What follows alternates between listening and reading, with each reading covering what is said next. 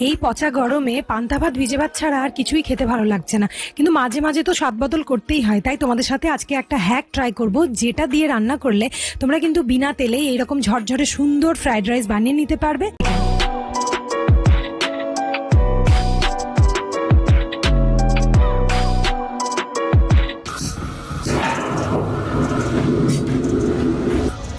আমাদের তো গ্রীষ্মপ্রধান দেশ, গোটা বছরই প্রায় গরমকাল, শীত তো এতটুকু, কিন্তু তা বলে কি আমরা কোনো রিচ খাবার খাবো না? অবশ্যই খাবো, কিন্তু বাইরে যখন 43, 44, 45 তখন একটু তো ওয়েট করতেই হবে বৃষ্টি পড়া অবধি, তাই না? তো ততদিনের জন্য যদি একটু স্বাদ বদল করতে চাও বা বাড়িতে কোনো গেস্ট আসে, তাহলে আমার ট্রাই করা এই হ্যাকটা দিয়ে বাড়িতে যে কোনো খাবার তোমরা বানাতে পারো। তো এটার জন্য একটা যে কোনো তোমরা যে কড়াই ইউজ করো সেই কড়াই নেবে, তার মধ্যে সেটাকে একদম ধোঁয়া ওঠা পর্যন্ত গরম করবে। এটা আমি ইনস্টাগ্রাম থেকে শিখেছিলাম, যাতে পুরোপুরি কড়াইটার থেকে ধোঁয়া ওঠে।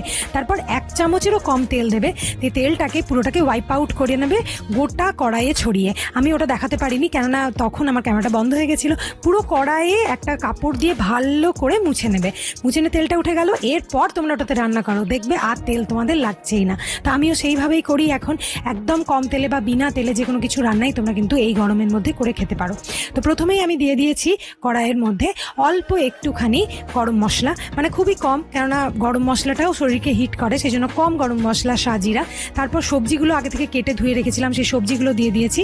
এরপর আমি অল্প নুন দিয়েছি, যাতে সবজির মধ্যেও নুনটা চলে যায় আর সবজিটা তাড়াতাড়ি সেদ্ধ হয়ে যায়। তারপর আগে থেকে জল ঝরিয়ে সেদ্ধ করে রাখা ভাত দিয়েছি। ভাতটার মধ্যে আমি তেজপাতা, এলাচ, লবঙ্গ দিয়ে ওটাকে ফুটিয়ে নিয়েছিলাম।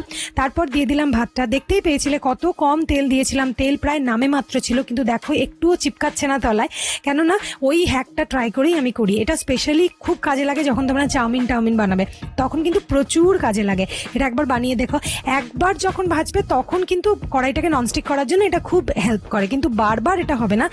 তুমি যখন একটা ব্যাচ করে নিলে আবার কড়াইটাকে ধুয়ে আবার সেম ভাবে করবে, তাহলে কিন্তু আবার হবে। তারপর ওপর থেকে আমি দিয়ে দিলাম 2 চামচ, মানে না সরি 1.5 চামচ মতো চিনি, কারণ এটা তো ভেজ ফ্রাইড রাইস, চিনি থাকলে একটু খেতে ভালো লাগে। এটা কিন্তু যদি মিক্সড ফ্রাইড রাইস হতো তাহলে অবশ্যই দিতাম না। ওপর থেকে একটুখানি গোলমরিচ ক্রাস্ট করে দিয়ে দিলাম, কেননা গোলমরিচকে একেবারে গুঁড়ো করে কোটোয় ভরে রাখার থেকে আমার মনে হয় গোলমরিচকে যখন তোমরা রান্না করবে সেই সময় 2-3টে দানাকে একটুখানি ক্রাশ করে যদি দিয়ে দাও, তার টেস্টটা কিন্তু অনেক ভালো আসে। এই হ্যাকটা অবশ্যই বাড়িতে ট্রাই করো এই গরমে। এইভাবে অবশ্যই ফ্রাইড রাইস বানিও। কেমন খাচ্ছে বাড়ির সবাই সেটা অবশ্যই জানিও, শেয়ার করো, ভালো লাগলে লাইক করো। টাটা।